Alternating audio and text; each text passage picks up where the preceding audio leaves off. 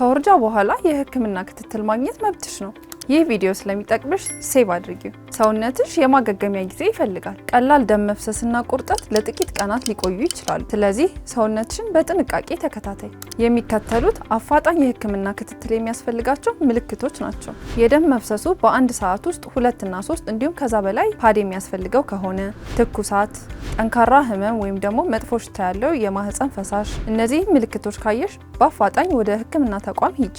ክትትልና ምርመራ ማድረግ መዳንሽን ያረጋግጣል። ስለዚህ ቀጠሮሽን እንዳታሳልፊ። ከውርጃ በኋላ ሐዘን፣ እፎይታ ወይም ሁለቱም በአንድ ላይ ሊሰሙሽ ይችላሉ።